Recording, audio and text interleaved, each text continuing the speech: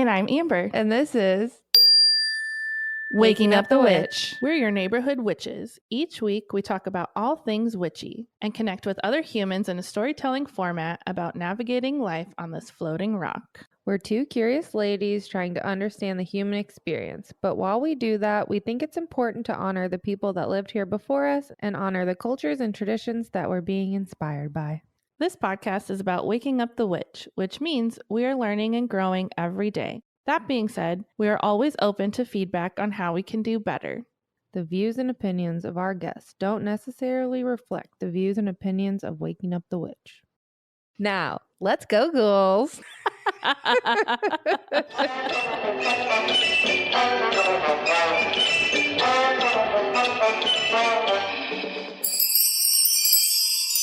Hey, Amber. Hey, Taylor. Hi. How you doing? I'm doing good. We are backtracking to record this intro a week late, so we don't have a ton to catch up on in this episode. We just wanted to say hi, and our guest was so fucking interesting that we have to make it a two-parter. So we will release this part now, and then we'll interview her in a few weeks, and we'll kind of get down to the nitty gritty about her offerings, and we'll go into all of that then. Yeah, it's going to be very exciting. She, had a very fascinating life. And really, I just feel so, what the fuck's the word I'm looking for? That's what we do when we record at 8:30 at night or 9. After watching Taylor Swift Eras. We've just been watching the Eras tour. With the baby. Just inspired by her story. Mm-hmm. Because her whole thing is about owning your authenticity. And literally the name of her business. Yeah. Mm-hmm. It's so powerful and beautiful, and it's really been like a big theme for me lately, and something I've really been trying to encourage the people that I work with to really step into. So it was just felt like right on time. I've been wanting to interview her since the start of this podcast, so it's very exciting that we finally got to talk to her, and I cannot wait to have part 2 and really just like deep dive a whole episode on astrology and human design and numerology and whatever other magic that's like online for her right now. So what do you think are some things that have helped you to be authentically yourself? That's a good question.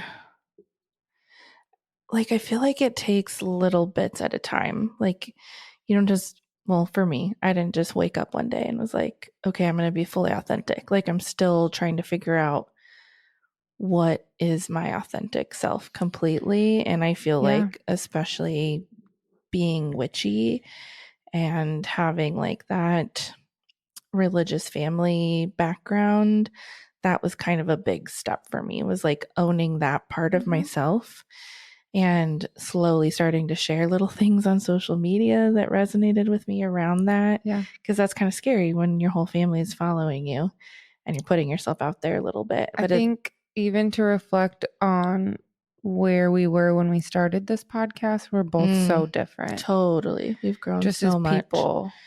Yeah, I think you just have to do like one little thing at a time, and it can be really scary. But the more you do it and you put yourself out there, you get validated by the people. Like, there were so many people in my life who were like, I always knew this was a part of you, and it looks so good on you now that you're starting to show up that way. And I'm sure that there's some people who were like, oh, she's kind of kooky, crazy. What are you still afraid of? What am I still afraid of? That's a good question. I feel like there's still so many layers of me that have yet to be discovered. And I don't really know what's holding me back fully. Yeah. I mean, I'm starting to express myself more, especially recently, in recent months. Like, things have felt like a chore for me. Like, I have this version of like getting all cute and feeling myself. Mm-hmm. And it takes work to do that. And like, I much prefer to be in leggings and a sweatshirt.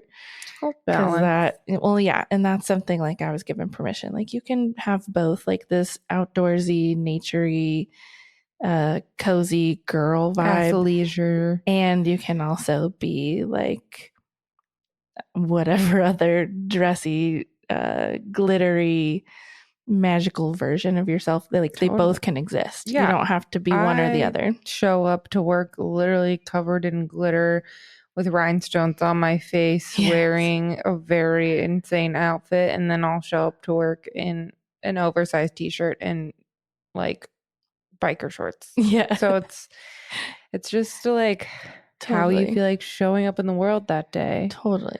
And sometimes you want to be flashy, and sometimes you're like, don't look at me. Totally. And I think that also sometimes it's the energy thing. Yeah. Or where you're at in your cycle. There's like so 100%. Many layers.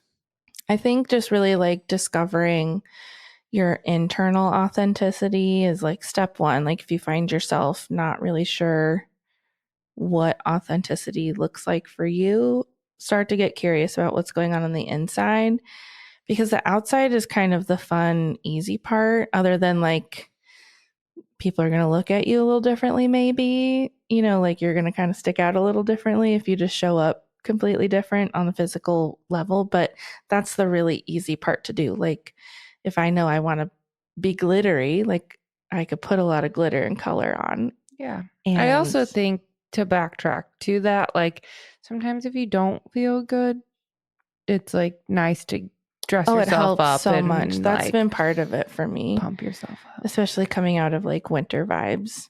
Like, if I put on some good music in the morning when I'm doing my chores, then and like I just kind of dance and move my body, I'm automatically in a better mood and feeling more like myself just from that little shift. And that makes me want to like play. And that's the key word, is play. Like, not so much like I have to get dressed. We talked about I got to do this. Like, I really am like, I get to play. Like, what do I want to play like today? What clothing outfit is going to feel most playful for me today?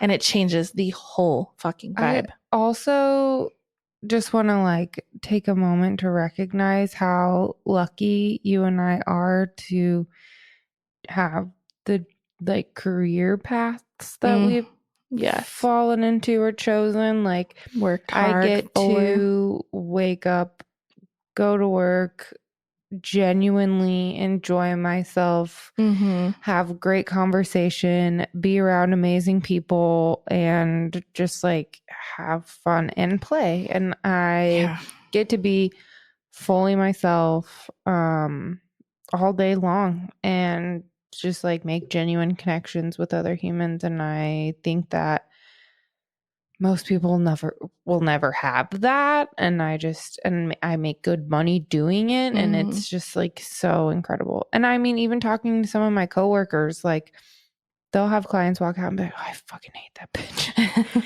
And like, I don't. You're good at choosing and attracting the right people. I have got to a space where I genuinely enjoy 99% of the people I spend time with. I have one woman that I will probably not tolerate, but she spends like so much money. I don't know. But I don't know. I don't know if it's worth it. All your clients, like that's hundreds of people. Bad. Not bad. It's like, that's amazing. And I feel like I actually like make connections and friendships with these people. Yeah, I love it. You do. That's why we're friends. Yeah, I feel very, very lucky.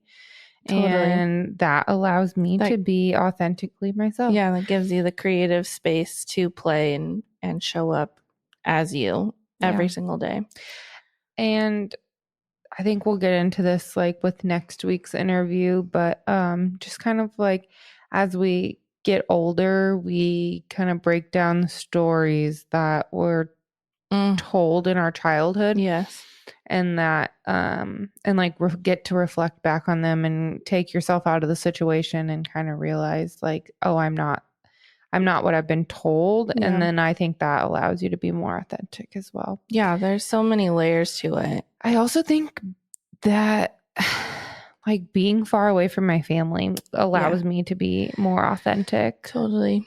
Because sometimes when I go home, sorry if any of you are listening, but it's like super triggering, and then you're put in these roles that like you played in the past, and it's just like, that's not me. That's not who I am. I don't want that role. And like, none of you people know me. No, you don't know who I am now. So I don't know. I think it allows me to be whoever the fuck I want. Well, I think that's part of like growing into your authentic true self, is like, that was something, I had a few people who were like, yes, we love this. We've been waiting for this.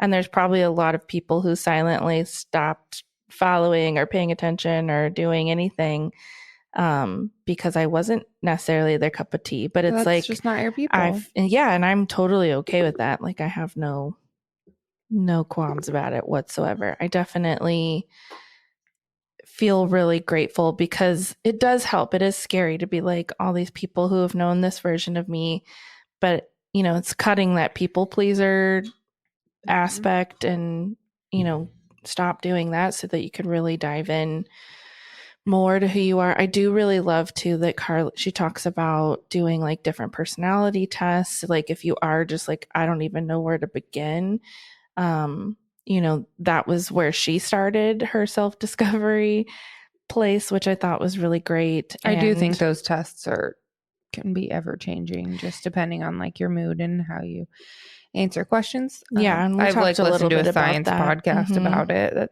There's it's a good reflection tool. So many different types too, and I say do them like every year or something, because you are always changing and growing as you begin to allow yourself to become more authentic. So I don't know. I think it's very powerful and potent. I think growing older, naturally, just for most people, you stop caring what other people think as much. But that's not always a good thing. I think it is, but it's like, but if you're a mega people pleaser and care and like hold yourself back I just completely, think some older people I know, I'm like, you should do different. You should care a little what some people think, because you're acting batshit crazy. Well, that's a whole nother conversation. But I agree. Yeah. Just like being able to truly be yourself. Stop doing things for other people. Unless you suck, then don't be yourself. Try to be better. We always want to be better. You definitely want to keep trying to be better. But I think that also comes with self-discovery. And by better, we mean kind and respectful to others in the planet. Not like, oh, I'm better than you. Yeah, 100%. Like I knew what you meant. I'm glad you clarified. Yep. For anyone else. Anyways, what about you on authenticity? Anything about yourself? How do you feel? Well, I think like the people pleaser part, this is a weird thing that just like came to me, but like being thin is almost like a people pleaser thing, I think, for me, because you like you're just trying to like please the people around you by fitting into some certain stereotype or like thing of beauty. Can't think of the right word. Beauty standard. Some kind of beauty standard. And obviously I just had a baby, and so I'm in this new body, and I think I just don't give a shit. Like we're exercising and I'm eating to fuel my body to make milk for my baby, but like besides that, like I'm just healthy, and that's what it is. And I think that allows me to say fuck it, and just be more authentically myself. And being moving away from from where I grew up and people that have known other versions of me. Like we're watching the Eras tour, and she's like, the old Taylor can't come to the phone right now. She's dead. And it's like, yeah, she's dead. And I'm here now. So I relate to that too. And all those versions brought you to here today. Yeah. little All my podcast eras. host and badass curly girl, Yeah. hair stylist, Ebook author. magical Mother. mother. Yeah. Yeah. So, I do think hear the baby owning kind of. those parts of you is part of being authentic too. I think so. Yeah. But anyways, we hope that you love this episode as much as we loved recording it. The season's going to be very raw and real, and we're off to a really good start. So we hope you enjoy. Okay, just start to connect with your body and taking some subtle breaths in, awakening all the cells, maybe moving your neck and shoulders to help release a little bit of tension. And let's take 3 deep grounding breaths together. Breathe in and exhale. Breathe in again and release.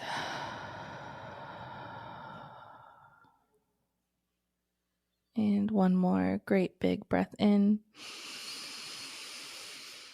Hold at the top. Or release. Just honor your body. Sorry. I threw that one on you. You're good.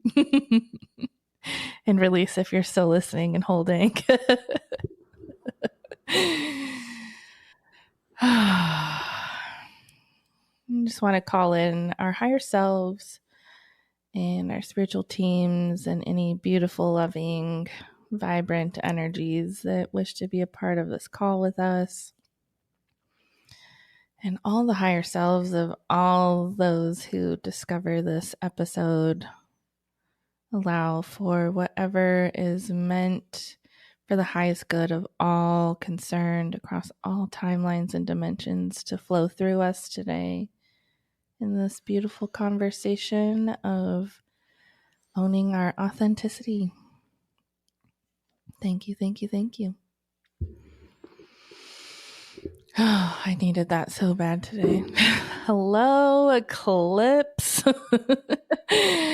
We are recording this on the spring 2024 full moon eclipse. So here we go. Welcome, our beautiful, beautiful guest, Carly. Please introduce yourself and tell us what you do and just dive into who you are and you're becoming. I'm so happy to have you. Oh, here we go. I'm so happy to be here. My name is Carly Whorton, and I am the founder of a community online called Owning Authenticity, primarily on YouTube, lots of other socials. We'll get into that later. But my journey of really transitioning out of a place where I felt like I walked on eggshells, where I felt invisible, unseen, unheard, and the pain that goes along with that of feeling completely invalidated and finding out later that I mostly was doing that to myself, but it took a while to be able to swallow that pill.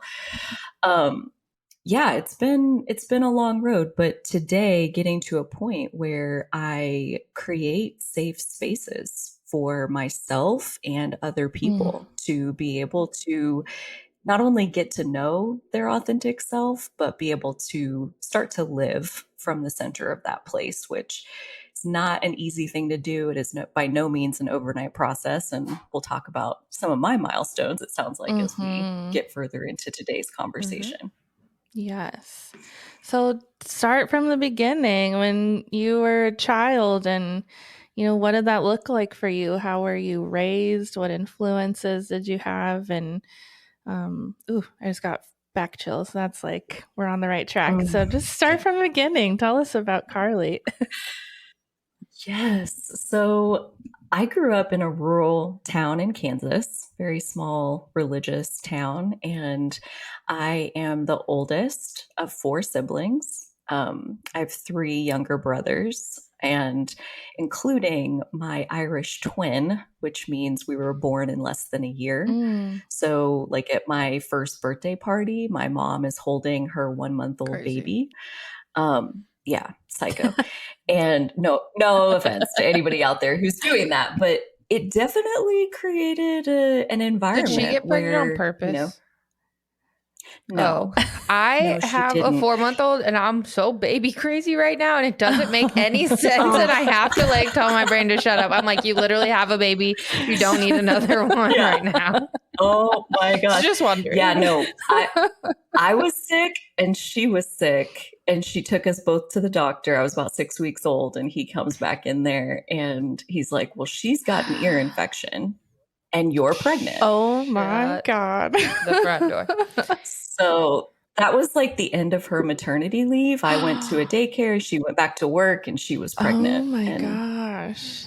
Yeah. What a wild ride. So I'm the oldest and that was my first brother. Crazy. And then the next two were there by the time I was 4. So she had 4 kids in 4 years. Wow. And yeah, like I can't even imagine it from her side. Yeah, I have a hard time like even putting myself into her shoes. She had us two, like her oldest 2 kids, when she was 29. I was born right after her 29th birthday, and my brother was born right before she turned 30. Dang. So I mean, just crazy. Like, imagine. Have you looked at her chart? That would be interesting. That's Saturn return. Like, where's that placement? Yes. Her and my dad both have Saturn in Capricorn. And not only were they like launching their own business, but then they had 4 kids like right at that time. And it was like a big time to grow up. Here's 4 mountains of responsibilities. Can you handle that? Can you carry that load? You've got no choice. Wow. So yeah, just she's a very strong person. And I think a lot because she had to become that. And yeah, it was a heavy load for her, no doubt about it. But that definitely shaped a lot of my childhood, like getting to be the baby for like 6 weeks. Gosh. And then she's on to the next one, like, yeah. And so I think about that a lot as far as a lot of the people that I end up working with are either the oldest child themselves or were otherwise parentified in some way as a child, meaning like had a lot of responsibility put on them at an early age because she needed help. Hi. Like she was right. Me too. At the retreat that we had just this last week, I was like, I'm just curious on video, like raise your hand if you're the oldest child, and 3/4 of the room I'm the oldest as well. Waved at me. Yeah.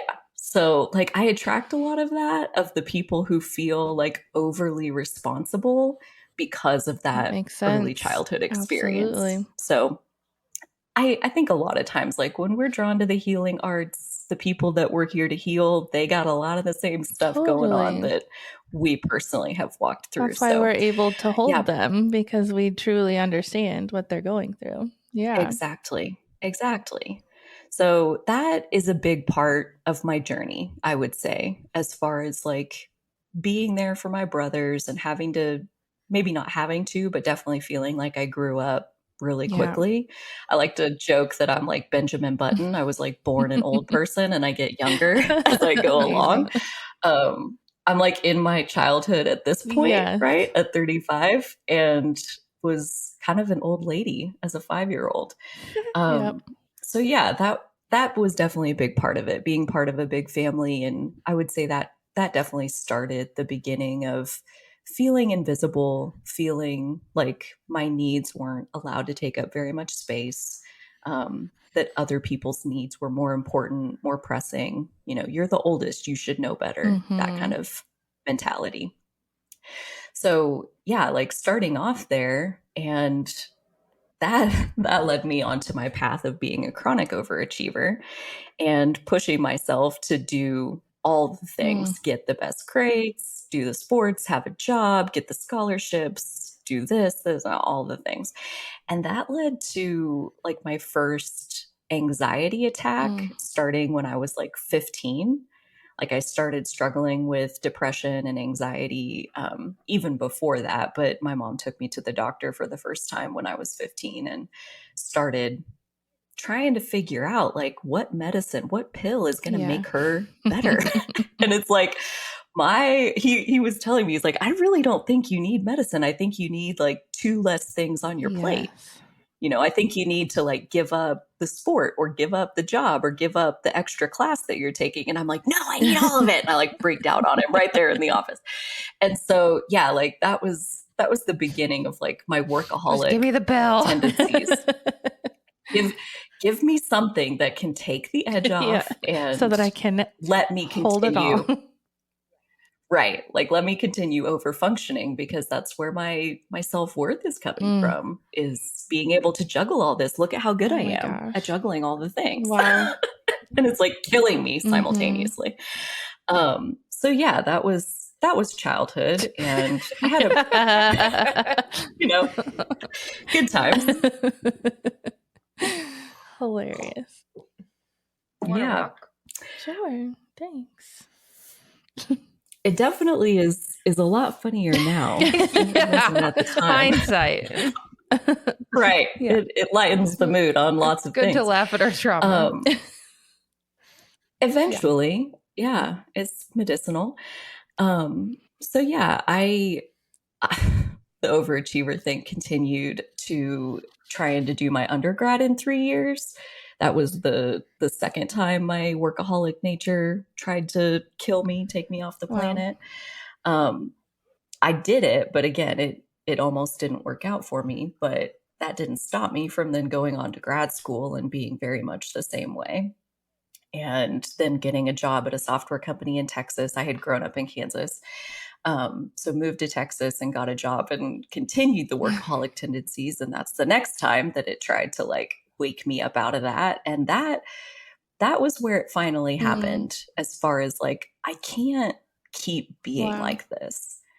Like there's a common denominator here. As the picture keeps changing, as the surroundings keep changing, I'm the common denominator in all of this. And like, I think it's coming from inside of me. Wow. I think, right? I feel like a lot of people have that moment on their journey. The call where is coming from inside the house. Absolutely. Yes. Like, it's me. Wait, no, I thought it was them. I thought it was my boss. I thought it was actually that was like it's the real like, moment of confidence. It's me. Hi, I'm the problem. It's me. I'm the one you've been looking for. Yeah, for real. And what a hard pill to swallow. Keep it coming. You're on fire today. Love it. Yeah. Yes. How old were you? So yeah, when this like started? Yes. When you started? Like moved to Texas and you started your software company job.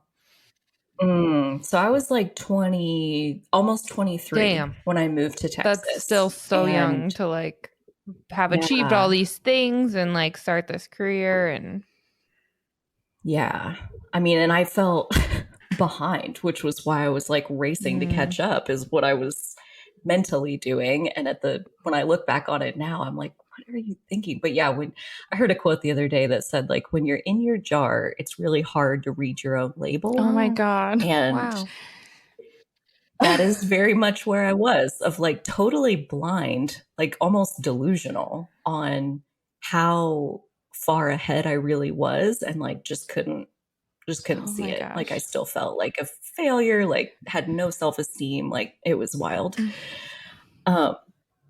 So a few years into the software company, I actually got engaged, and that flipped this switch with my guy's mom. So my would have been mother-in-law. And she became really possessive, really clingy, and to you or to him? To, like, call her. Both, but she had always been like that towards him. And I looked at it like, wow, that's weird. But then when we got engaged, she started like sending out the vibes my way also. And yeah, like the straw that broke the camel's back was she called him crying, and she's like, I just don't understand why she can't call me on her way home from work. And I had a 30-minute drive, so technically I guess I had time, but That's I'm you super time. introverted. Exactly. I'm like, I survived another Yeah. day at my job that like sucks the life out of my body. And when I'm on my way home, I'm like trying to like put some energy back into my body. So I'm not going to do Yeah. that. And it's not personal for you.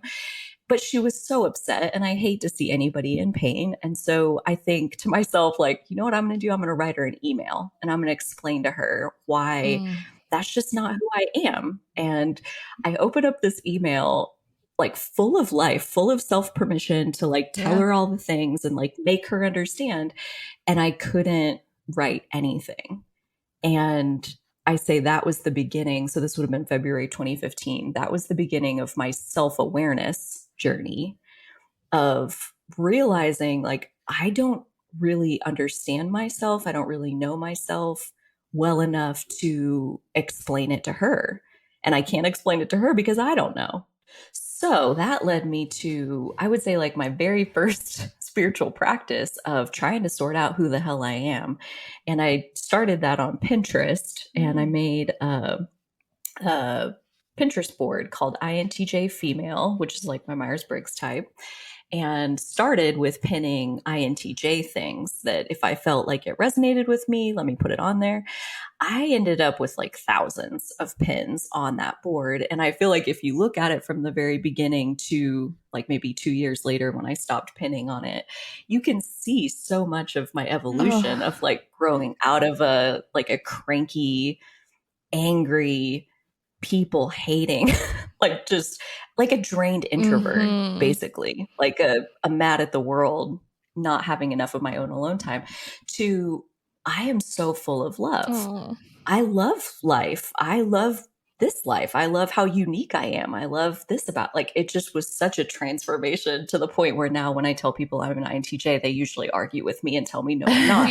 And I'm like, okay, that's fine. Do you think like having a personality type like label kind of gave you more like freedom to be that person, and like knowing that that was like normal that you were like that? Yes. I think in that instance, especially where INTJ females are like 1% of the female population, and reading the strengths and weaknesses was such an I still remember vividly that experience, because the weaknesses I was like, yep, see, you suck, like you got all that Evidence. I knew about exactly, I knew about every single one of those weaknesses.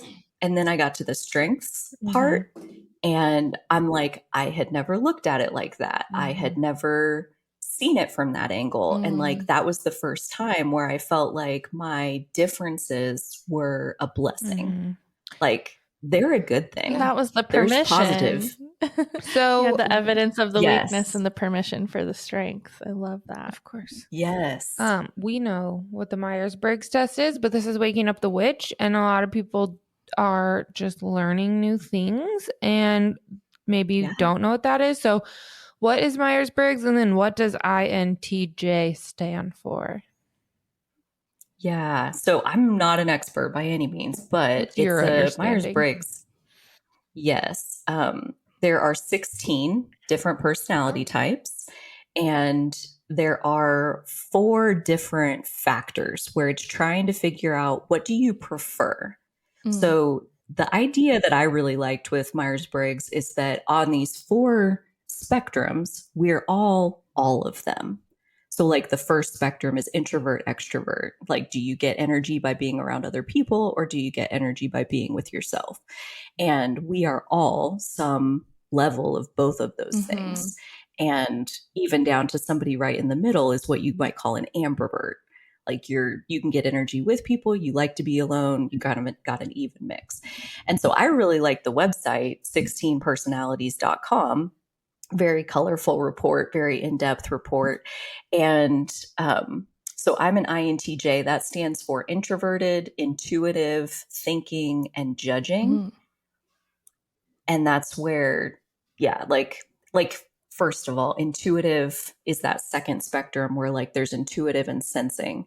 And something like 75% of humans are sensors. So if you're an intuitive, if you have an N in your type, you're automatically part of the 25% minority. Wow. And so that's where like you start whittling it down into like just how rare is your type. And the more rare your type is, that just means the less likely you are to encounter another one of those out in the wild. Mm-hmm. And so like I had just never met another person like me.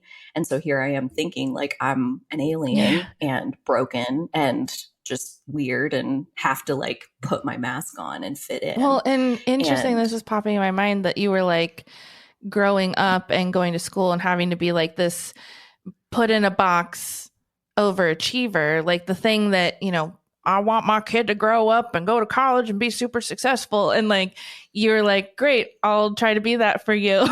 I'm going to stand in your box and see if I can do it. So that's also kind of interesting that you are so divinely unique and originally starting on a path that is like the one that everyone sees with their white picket fence, you know? So I don't know, that just came through to reflect back to you of like how much growth that probably brought you to being more authentic. Yeah.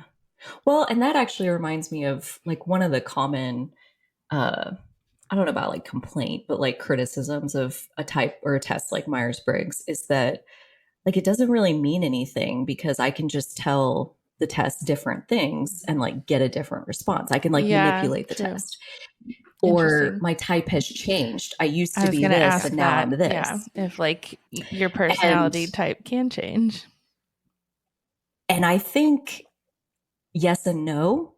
Like something is happening that is changing. That's a fact because the test is reflecting it to you. But is it that your personality, like the core of your true self has changed?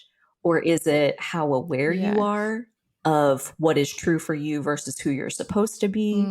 Like, I think it's far more that we accept ourselves more. And so we're more honest with the test as we get older. That makes sense. So like, for example, at our company, they had like, that's where I took it was for work. They put us through this little seminar or whatever, which was very cool of them. But there was like 90 some percent J's, which is like judging or perceiving. And it's like, do you prefer a plan or do you want to be spontaneous and like kind of go with the flow? And at the company, it's like, well, we have 95% judgers. And it's like, do we? Or do we all just know that that's what you want from us? Accordingly. That's how we have to be. Right. We're not allowed to be spontaneous. We're not allowed to go with the flow. You need calendar invites and confirmations and recap emails. And like you are creating the structure. So I think like it really depends on the frame of mind that you're coming from. And the test is just a mirror. That reminds me. And so as your self-acceptance. I totally forgot. Sorry. I just had this like unlocked memory of, so I used to work for Whole Foods for like 14 years in store and also like for their coffee company and the offices. So like I was there forever. It's been forever since I've interviewed, but in order to apply, you had to take a personality test. And that was like part of the application process so that they can see like what kind of worker bee will you be. And I thought it was like so cool. And now I can see how, you know, I don't even know the words I'm looking for, but it's just like a part of that corporate whole of trying, and you know, you're answering based on how am I going to get this job too. So like, how are you really?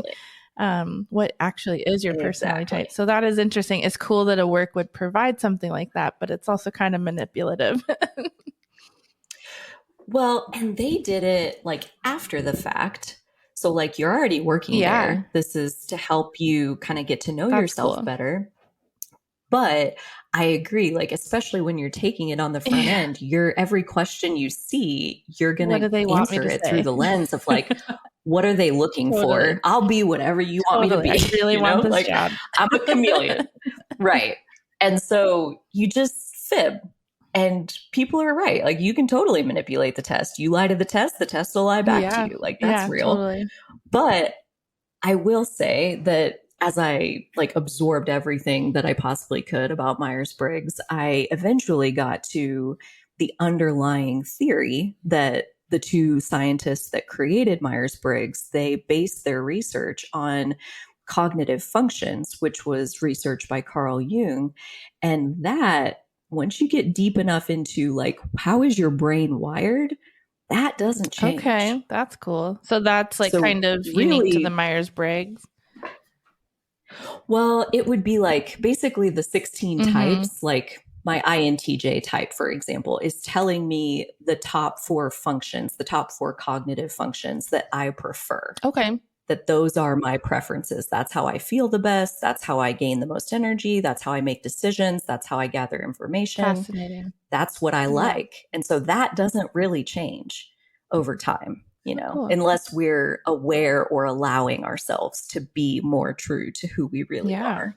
And so, yeah, I really liked learning about that part of it because it opened me up into the unconscious mind. Like there's the four functions that you prefer, and then there are the four functions that you do not prefer. Yeah. Those live in your shadow. That was like my introduction to the shadow self. I had never heard of anything like that before. So all of that came from Myers-Briggs. And when I go to write the email to my mother-in-law and I realize I don't know myself, I had just like within the few months before that taken the Myers-Briggs, had the experience of reading strengths and weaknesses, and started there of like INTJ on Pinterest and just like pulling down every little bit about myself that I yourself. could. Yes. Which I had never, not even that I hadn't done it before. I didn't care to do it. I didn't think it was valuable. I was like, so for what? Like, what does that get me? Who's going to give me a gold medal for that? Who's going to promote me for that? Like, nobody cares about that. I was looking for external rewards for anything. Yes. And nobody wanted to prize that. So I wasn't going to do it. And then it came time to like, try to make her stop crying. Like, I just want you to feel better. And so still, yes. It's like, I mean, just wild to me because my mom is like not emotional hardly at all. And she was. Wow. She absolutely was. And so it was like being kind of thrown into the deep end of the pool. And so if you think about it, still my self-awareness journey started for external motivators. Yeah. Like I wanted her to feel better. Wow. So, whatever gets you there, dude, like that's fine. It's part of the journey. Absolutely. So that was like my first self-awareness journey. Like that's where that began. And even at that point, like I still would have called myself atheist, I think, at that point, which was most of my life. Like that's how I resonated. And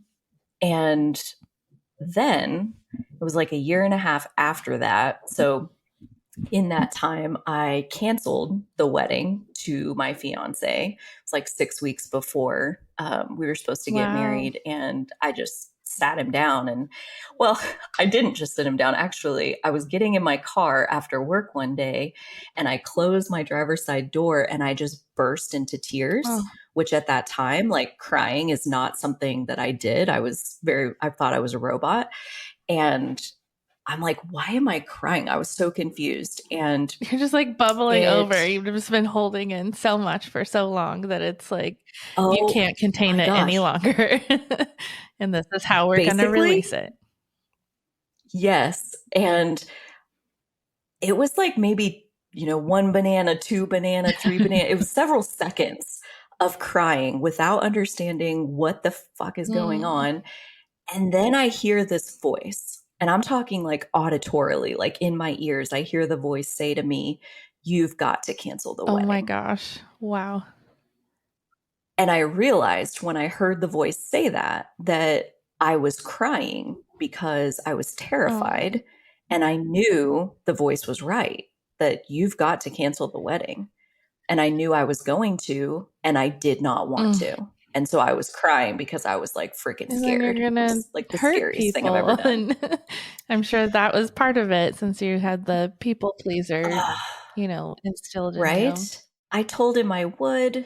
And like when I got to that point of like, I heard the voice and I realized like, I'm going to cancel the wedding. That's when I realized like, I've been having thoughts for months. Like, hopefully we get divorced Oh soon my gosh. so that I can like move on with my life. Wow. Like I was going to marry him and then hope that we just get divorced. Like who did I think was going to ask for the divorce? Like it was incredible to me how autopilot I was of like, he asked, I said, yes, we started planning the wedding. Like all of that happened so fast. And we had been engaged for maybe like 8 months at the point where I heard the voice and you've got to cancel the wedding. And so like I called my therapist and saw her for 2 hours the next day. And right after that, I went home. And when he came home from work, I sat him down and told him like, I'm not breaking up with you, but we can't get married in 6 weeks. Like that's not going to happen. And I'll never forget this. It blew my mind. It was like the best evidence, best confirmation ever. He like looked so shocked and confused. And he took a beat and then he asked me, he's like, are you saying you're canceling the wedding? I was like, yes. And he just got up and he goes outside and he's outside for like 2 hours and he comes back inside and he sits back down and he's like looks just stricken, like just beside himself. And I'm like, see, this is what I was really scared of. I don't want to hurt him. What he said next was like, again, the best confirmation I could have asked for. What he said was, what are we going to tell people? Wow. That's all he wanted to know. He didn't ask me why. He didn't try to convince me. Granted, I was pretty decided. Yeah. I mean, the voice had spoken. I was like, it was the ship had sailed. But still, he like, that's all he wanted to know was, what are we going to tell people? That's almost like he was going through the motions too to please those around him that like that. Yeah, it wasn't for the right reasons for him either. Wow. Yeah. So many chills. Yeah. I feel now looking back at it, like I can pretty easily say that it was kind of a musical chairs style relationship and engagement for both of us. Like we both felt like this is time. I'm at the age that I wanted to be at when I got married, and like this is who I'm Another with, achievement. and this is what you do. And dude, I was checking those things off the list and kicking ass at it. And no, the voice was like, you've got to you can't think like this. Like, hopefully we get divorced within a year or two so I can move on with my, like, how about you just don't marry me? Think about how many people though, like don't course correct and just like continue on. I heard from him. That road and just go through the motions. When I did that, like I could never have expected people's reactions to me because I thought they were going to be like, how dare you? And you gave your word and like all the things I had been telling myself in my head. Nobody said that, first of all.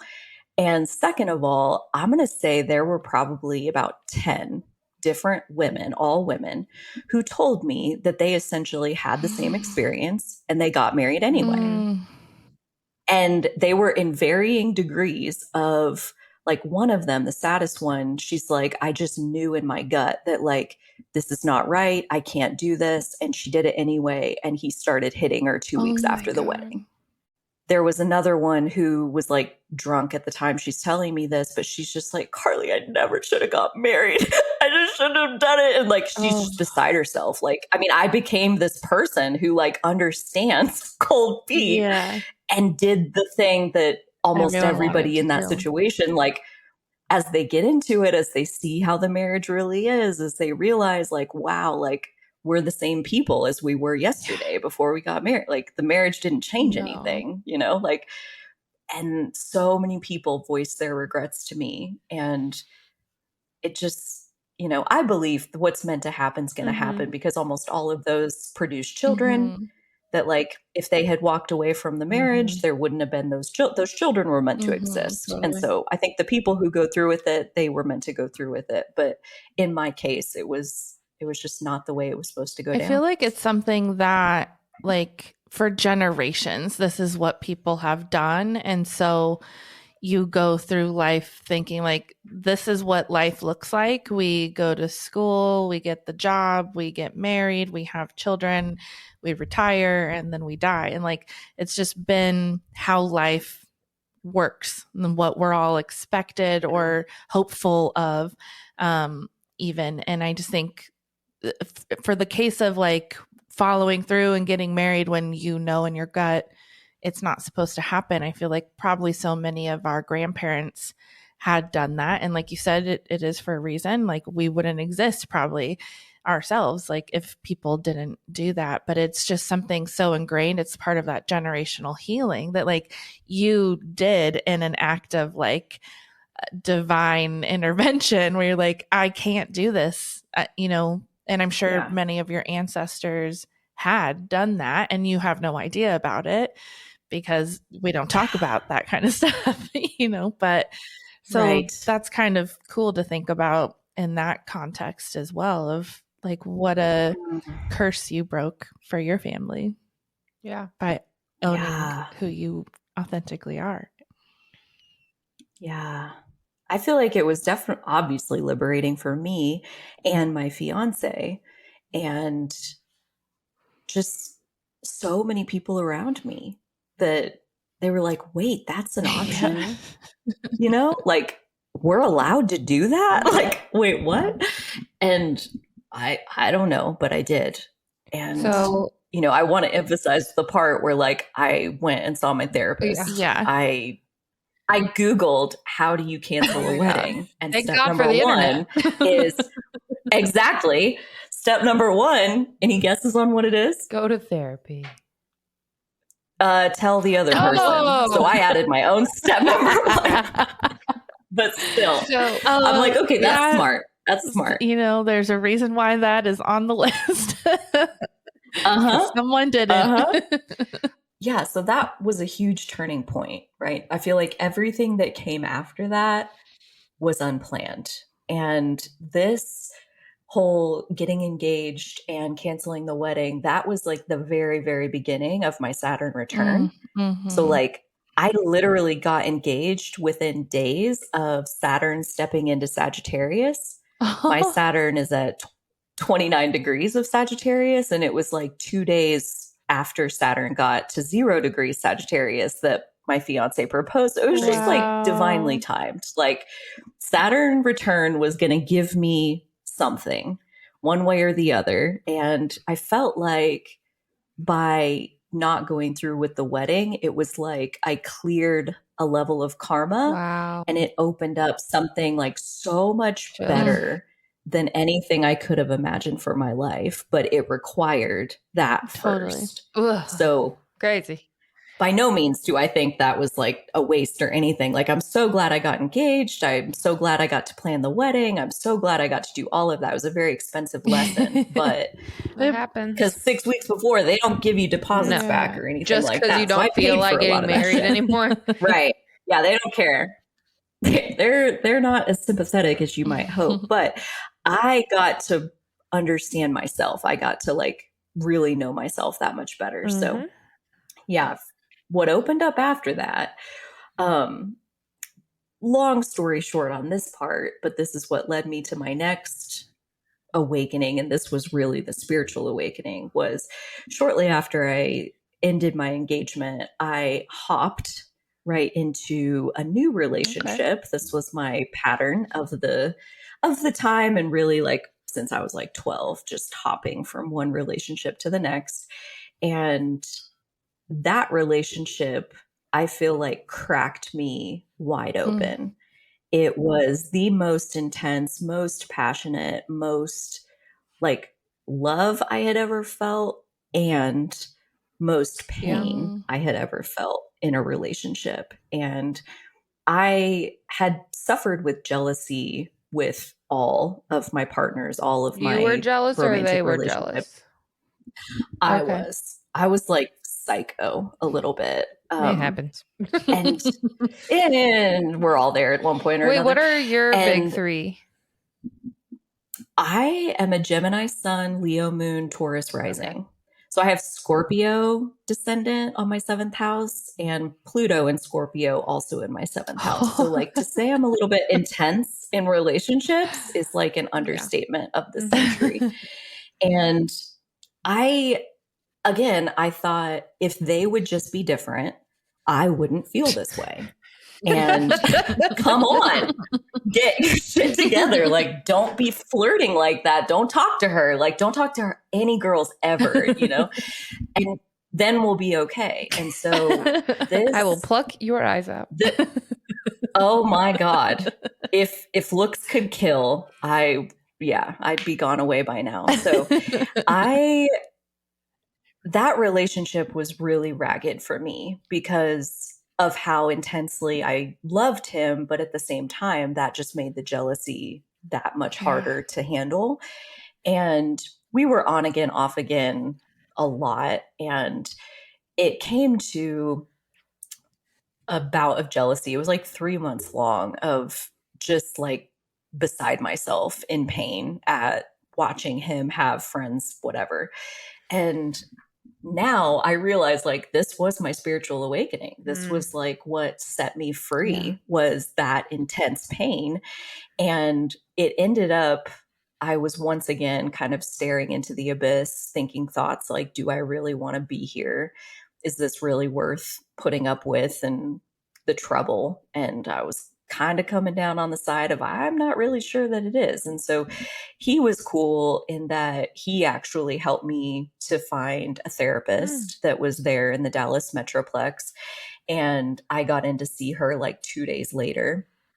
And she handed me something called the Deservability Treatment by Louise Hay. And it's a set of affirmations. It starts off with, I deserve all good, not some, not a little, but all good. And it goes on from there about you're not your parents, you're not their limiting beliefs or their thoughts and perceptions of you.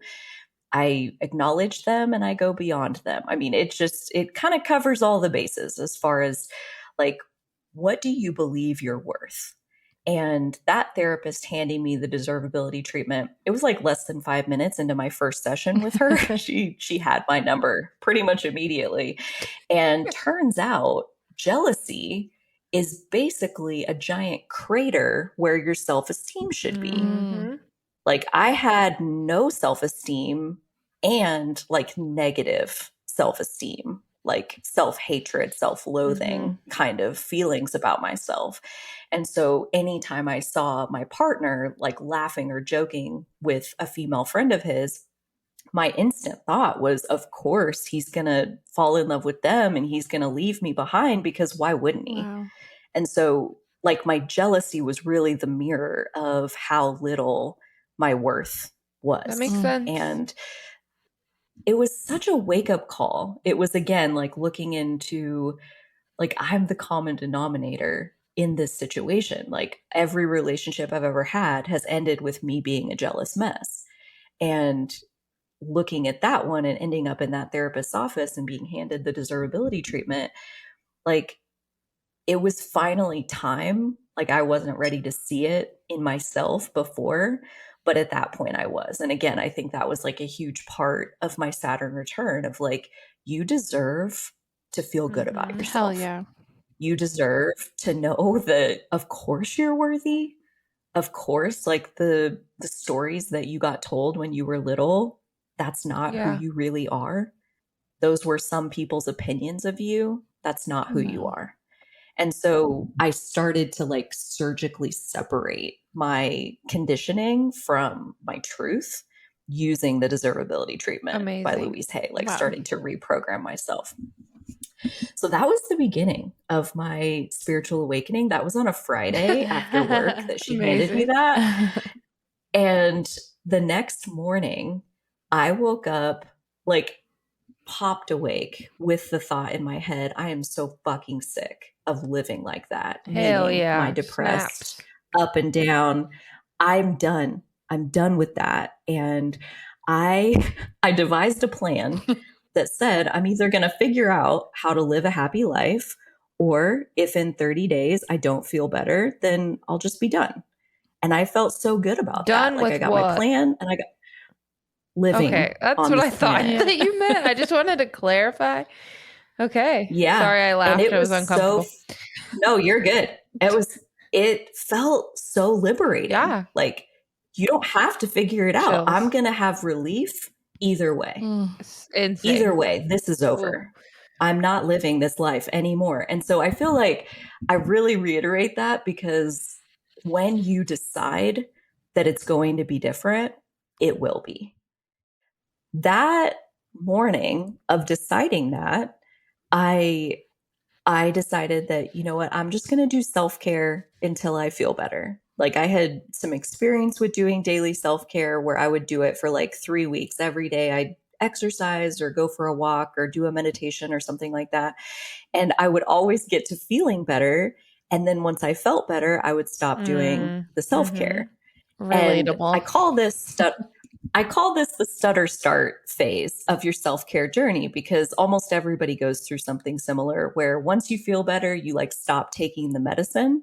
And so what was different on that Saturday, July 9th, 2016, was I decided that I'm never going to stop. I'm going to do self-care every day until the day I take my last breath, Amazing. whether that's in 30 days or 100 years or whatever. Like, everyday lifestyle, I'll do this for myself. And yeah, that was almost 8 years ago. Wow. And I can't believe the life that I live now compared to waking up that morning in July of 2016. Like, it could not be more different. And so much has happened in those 8 years of like walking to where I am now. But right then, that Saturday, I go looking for guided meditations, and I find this morning rampage video by some lady called Abraham Hicks. And I couldn't figure out why a lady's name was Abraham, but I was like, whatever, it sounds nice. And so I listened to that and found another of her like general well-being meditations where she's just like, all is well, inhale, exhale. Like, it wasn't anything fancy. It just felt nice to listen to. And so that was the beginning of, I listened to Abraham Hicks for like every single day. Can you explain to people for probably 3 years who that is and what her whole shtick is? Because that's very interesting. Yeah. Love Oh, Abraham man. Hicks. She saved my life. Wow. You know, like, I like to think about, it's kind of morbid, but like, I like to think about like, what if I hadn't found her that day? Yeah. And like, I don't know, she walked me out of the darkness into the light. And so the lady's name is actually Esther. Esther and Jerry were a couple, and back in the 80s, they, through meditation, figured out that Esther could channel what named itself Infinite Intelligence, also named itself Abraham. And so Abraham Hicks is basically Esther and Abraham's consciousness merged together into one entity. And she is a law of attraction teacher.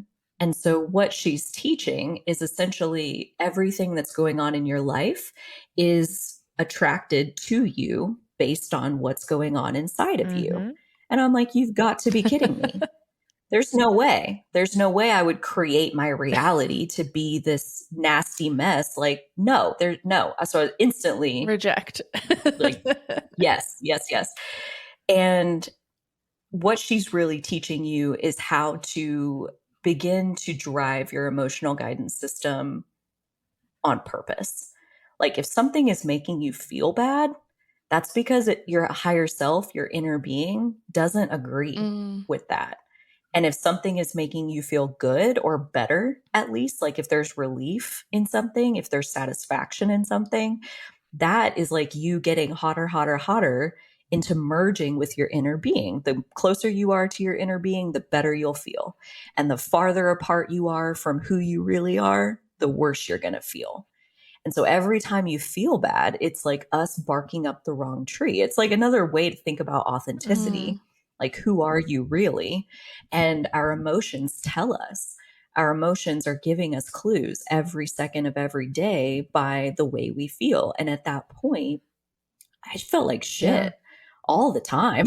So I'm like, wait, you're telling me none of this is right?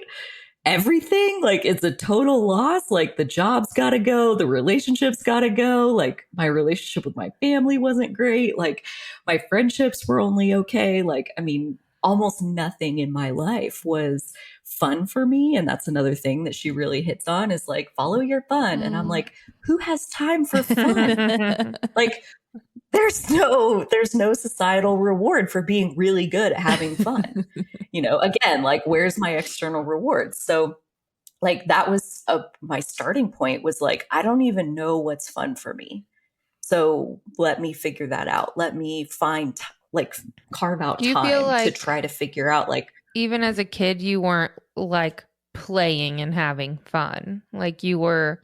Oh, definitely not. Always business. Especially being the oldest, yes, and having to like tend to the flock that has been birthed through your parents. It's rare for you to get to have that playtime too.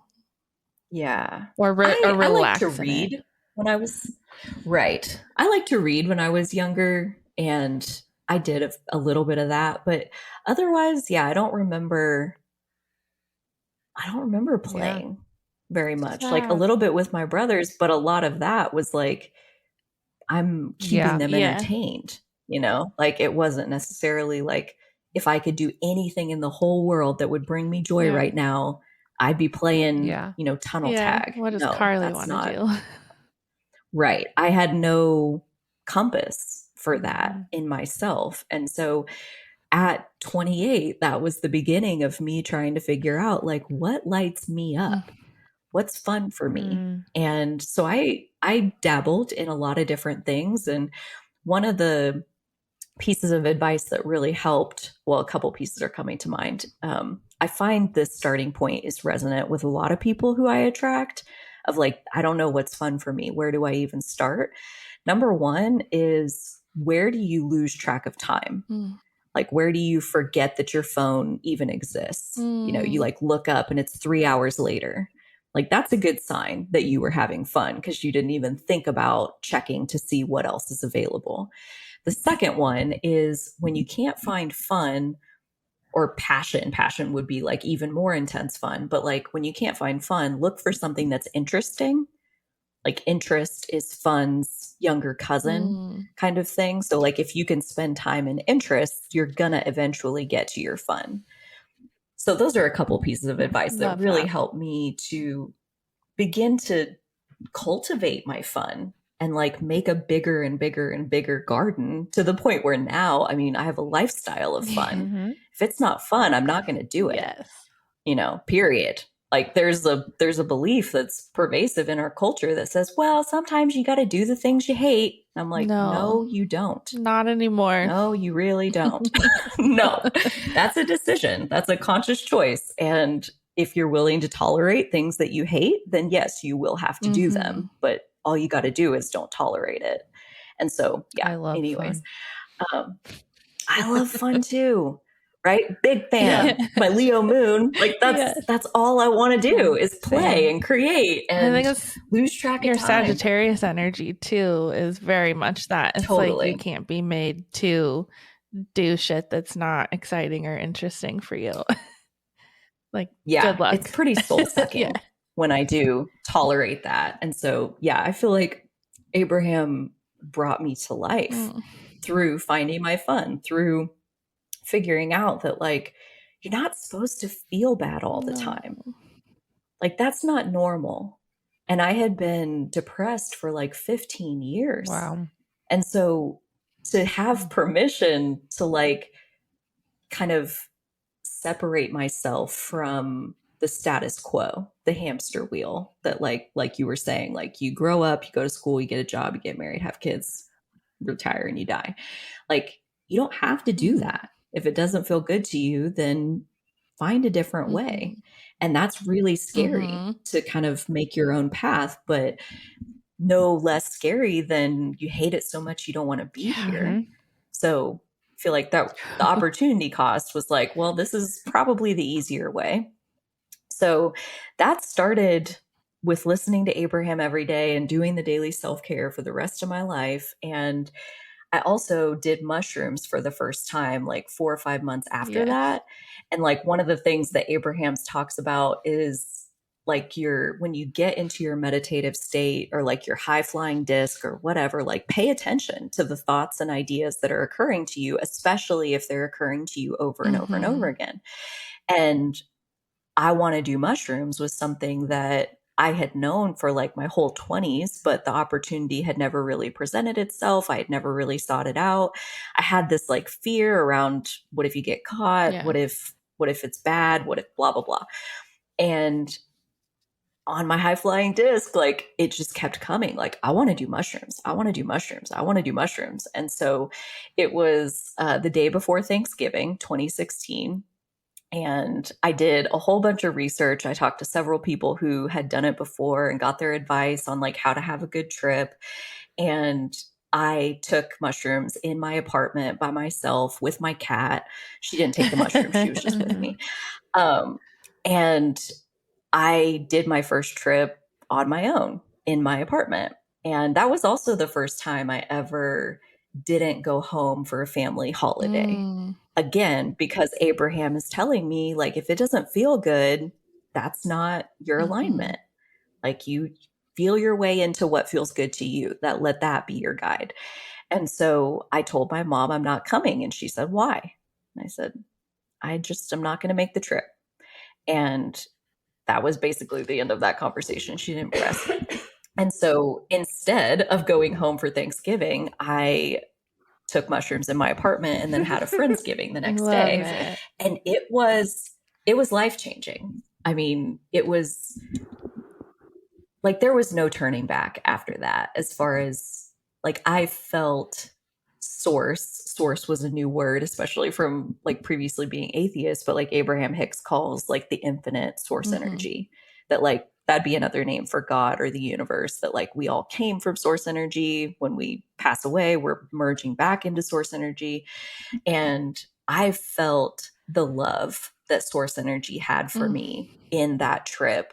And I also had a spontaneous past life regression that gave me this like future vision of who I am and why I'm while here. Tripping. It was, wow. Yes, it was so funny because I actually am quite the little scientist. And so I was like taking notes of like the sensations I was feeling and what I was seeing and what I was, all the things.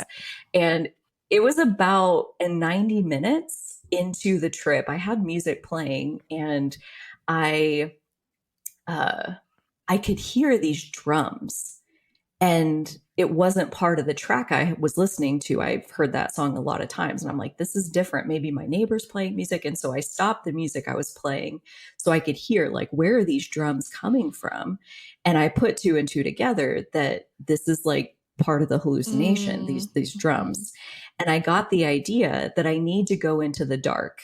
So I like take my pillows and my cat and I go in my closet and I shut the door. So it's like pitch black in there. And there was like this laser light show that started, and it was like all of these like just bright neon colors. And then all of a sudden I was in the middle of this drum circle and I was this Indian chief. I was a man. It was nighttime and they were all chanting around me.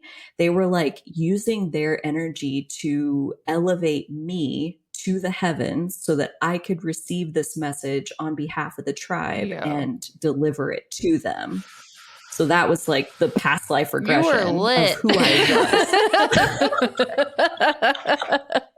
It was freaking awesome. That is amazing. It was so powerful. And basically in feeling that and feeling like so, I mean, there was so much, like so loved, so supported, so respected, so cherished, and so needed and so valued. And that like my leadership position wasn't like I'm better than them. It was, I have this gift of connecting to the infinite and to bring through this message on behalf of this group. And they are contributing to my connectivity, my bandwidth to be able to pull this down for all of us. It was like a service that I was providing to them by being the leader. Wow. And so it just shifted like how I saw, I mean, I've always been very ambitious, always like wanted to be like CEO, like leading a big company, whatever. But I always had like this, you know, that's egotistical, that's self-centered, like it's self-aggrandizing, whatever. And this vision of, no, it's actually like a position of service to be the leader, to be the one who's willing to do that. And at the end of that vision, basically it showed me like, and that's who you are in this lifetime, is like, you are here to connect to the infinite and bring through messages and to allow yourself to be seen and rise up to this position of prominence so that others can see you for the good of the tribe. This isn't about you. It's about the good of the tribe. And this is just the role you're playing, the same as they're playing their role by helping to amplify your connectivity. So all of that happened in my closet. Amazing. In this like little in my little studio apartment. I don't think I've ever told that entire story. Amazing. Especially not publicly. Yeah. Well, and this is coming through too. I have a friend who had claimed CEO in a new spiritual kind of way and calling it creative energetic oracle.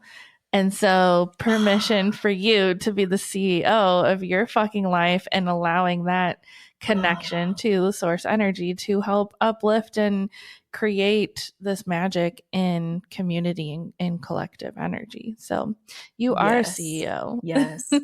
Thank you. Oh my gosh. I love it too. Creative. Energetic. What was energetic oracle? Energetic. Yeah. Okay. So it's, I think I had it on my website for a while. I don't know if I still have it on there anymore, but I was like, I'm going to claim that because I am a CEO. Yeah. We all get to be CEOs. And how do we contribute to the collective in our creative, energetic way? Yes. And like CEO was one of my rungs on my spiritual ladder that like I had to get to exercise whatever evolution I needed in this lifetime. But like even before I was like officially a CEO for a company, I claimed like I am the CEO of my life and of Carly Whorton Enterprises is what I, that's my life. And I get to decide what it is that I want. And so after that trip, it was a short 2 weeks later when in my morning time, one morning, the thought came, I'm going to quit my job. I was waiting for this. I'm like, when does this happen? Yeah. Yeah. So that was the day before Thanksgiving. And I believe it was December 9th of 2016 when once again, I Googled, how do you resign from a job? And it was like, you turn in a resignation letter. Tell the other person. Yeah. Is pretty much the same process. Imagine where you'd be without the internet. Married, I don't know. Same job. I need help. Not encyclopedias. Right? No, this is my straight up Gemini. Like, wait, I need some information here. How do you do that?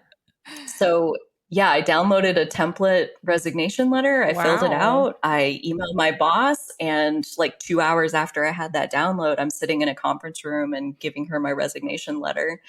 They only kept me a couple days, and it was like within that same week that I'm doing my exit interview, and that's my last day. Wow. So it all happened pretty fast. I mean, that was less than 6 months from the being handed the deservability treatment to doing the mushrooms to quitting my job. It was like all in about 5 months. Did you like have a plan or know what you were going to do? Or you're just like, I can't do this job anymore and I'll figure it out?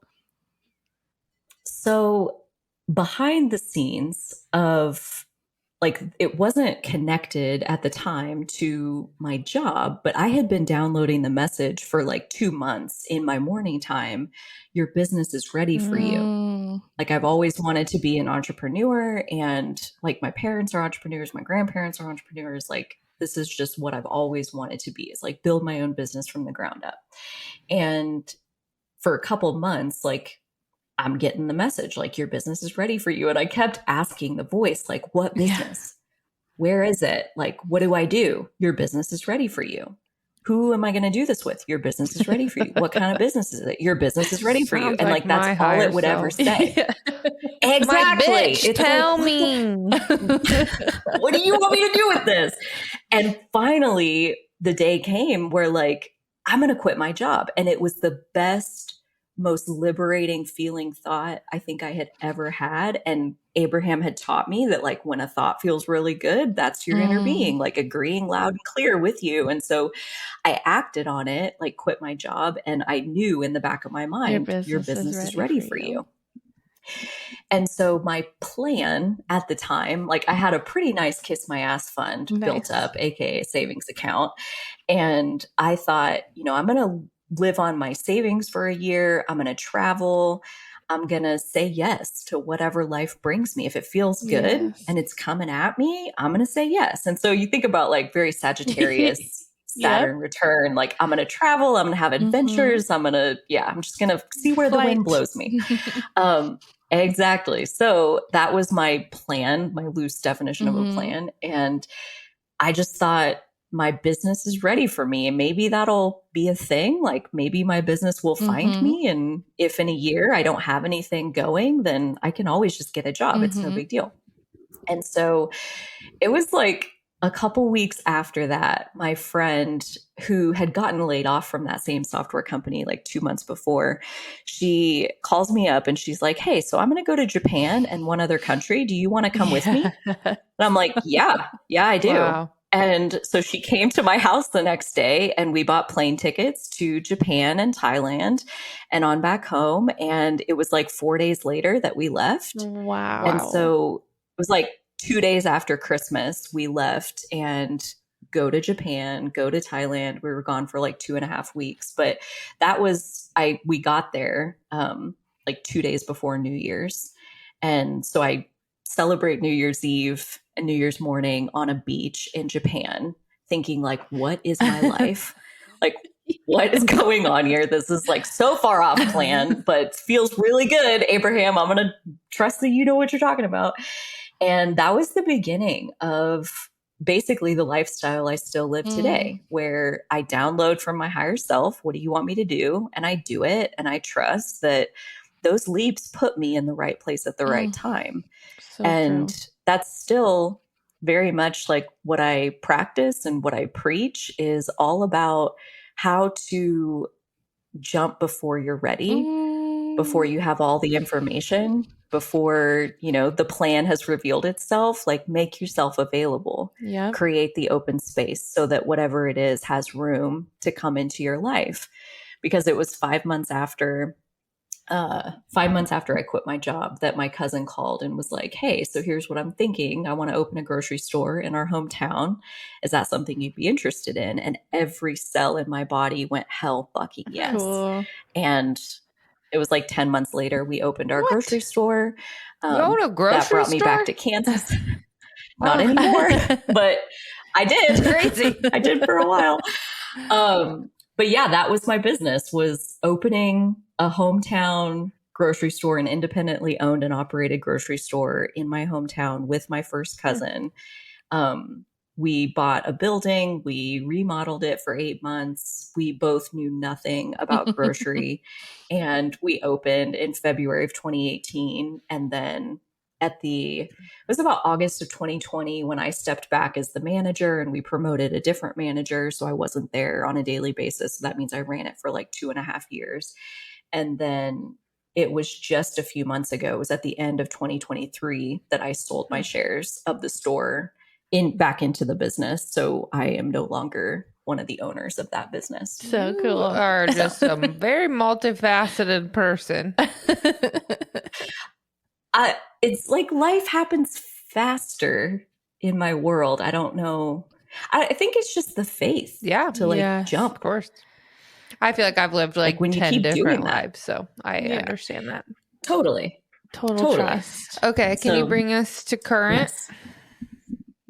Yeah. So it was about, let's see, it was the end of 2020. So right after I transitioned out of managing the store, around that same time, I started working with a life coach. Once again, downloaded, like, I want a life coach. And I asked my friend who was a life coach, like, who do you recommend? And she put me in touch with her coach. And I sat in that first session and she's like, so this is your natal chart. And I just instantly was like, what is this magic? Oh my And goodness. so that was August of 2020. I had never known anything about astrology other than your sun Mm-hmm. sign. I didn't even know that that's what it was Mm-hmm. called. I just thought I'm a Mm-hmm. Gemini, and that really doesn't resonate with me. Mm-hmm. And now I know why, because we have a whole chart. We're all 12 of the zodiac archetypes. We're not just one of them. Mm-hmm. And so her showing me that and me finding my way there in a way where I didn't try to find astrology, it found Mm-hmm. me, That's so cool. um, goes along so well with, like, I'll bet you know her, Amber. Her name is Brenda, and she does angel Hardwick, yeah. readings. Yeah. Yes, yes, yes. So this was June of 2020. So like 2 months before I stepped back from the grocery store, 2 months before I found that life coach, I sat in an angel reading with Brenda, and she gets to my turn and she's like tuning into my angels, and she's like, "Oh, you're an astrologer." And I'm like, No. "No." And she's like, "Yeah, like the planets and the signs and the when they move around and they make different energies, like you read that." And I'm like, "No." And she was so confused and I was so confused because everybody else, it had been so right Mm-hmm. on. And she's like, "Okay, well, maybe that's just a miscommunication or whatever, no big deal." And then 2 months later, I'm sitting in a session where she's showing me my own natal chart, my own unique astrology, and explaining to me how we're all of this energy. And that began me diving face first into learning astrology. So I've been teaching myself for like 3.5 years. And it truly does feel like, yes, I am an astrologer, Yes. and I have been an astrologer many times. And I have a very intuitive feel Yes. when it comes to the archetypes, and learned it really That's so quickly. crazy. Maybe I didn't remembered it realize really because I quickly. think I met you in 2020 also when we did a group Yes, reading. that's a fact. And Uh-huh. I was like, you were the first person, one of the first people that I had sat with for any sort of like energetic reading with astrology. And I just felt like you knew it and you knew me and I didn't know Yeah. you. And that was like really wild and cool. And that was all in the same fucking year. That's really wild to think Yeah. because you didn't know anything about it and then you did know, like it was like now I just remember everything. Yeah. I've been Like when I reintroduced to saw it that, and now I remember and there's my microchip to astrology and it's all downloaded into your little human computer. and the fact that she had just told me, like, just a couple months before that, "Oh, you're an Yeah. astrologer." And like that didn't make any sense to me. It also, like, it definitely gave me confirmation about angels, about intuitive readers, Mhm. about, like, I mean, she was Opened you pulling up. down information that I didn't even have access to Mhm. yet. And yeah, when we sat together for that, I remember the group session it was, I had been studying astrology for like maybe three That's so months at that point. wild. You were so spot And on. I gave my first reading like right around that time. And it just like it was at one of the like a awkwardly zen event where we just get to open up and Mhm. talk and like whatever's fun and everybody share what's going on Mhm. with them. And I shared about astrology, and it turned into this spontaneous, like, well, I have a Sagittarius moon. What's that mean? I'm a Virgo rising. What's that mean? And I gave these like 8 little miniature readings just like off the top of my head. And I was like addicted from that Yes. moment. And so that was the beginning of me offering So readings. And so cool. I've been doing that for like 3.5 years. And it feels like I'm barely scratching the surface. Yeah. Like it's just so deep and vast, and like oceans and oceans and oceans of insight that you can get with one natal chart. But I mean, yeah, there's a lot that has already been unlocked through studying my own astrology and sitting with the people who find their way to me in divine timing, like it's almost always a reflection of what I'm personally processing at that time. My so client's cool. like, so here's what I'm thinking about. And I'm like, wow, me too. Crazy. Yeah, all right, let's we're both in this boat. Let's see if between the two of us we can row ourselves to shore. And usually we can. That. So the timing of the readings are always a blessing to You're me just in too. alignment. So. It's magical. Yeah, it's fun time, right? Follow the fun. I love that. Well, I feel like that's a great place for us to kind of put a pause on this conversation, because I'm just like, all these chills are just flowing through my body right now. Like it's so beautiful to get to hear your journey and where you've been and where it's brought you. And I just have to say, like, I'm so fucking grateful and happy that you are here, like right now, today. And so grateful that the messages were coming through and you were just like, fuck it, let's just change it or not, and we'll find out. And like, what a wild surrender. And I like, you are such a light in my journey and have helped me understand myself. So I'm excited to talk more about that here for the next episode. But yeah, I'm so fucking glad you're here, and so glad that you have just followed, the source energy threads to like pull you where you're supposed to go. So thank you for all your wisdom and all that you have shared vulnerably and openly. And hell yeah, do some mushrooms, guys. Safely. Do a little research, when it's like time. It can really crack you open, and so fucking cool. Yes. So amazing. All right. Well, thank you for your story, and everybody, we will be chatting with Carly again on the next episode and really diving more deeply into the astrology piece of Carly and all of her other magical discoveries of divination and ways to connect with yourself. So stay tuned for that. And in the meantime, take a walk. Go smell some spring flowers. Listen to the message that's coming through over and over and over. Love, love, love, love. Thank you. Thank you. We love you. Thank you. Find us on TikTok and Instagram at Waking Up the Witch. Please email us your witchy stories, ghost stories, corrections, and advice questions to wakingupthewitch@gmail.com. Love you. Love you.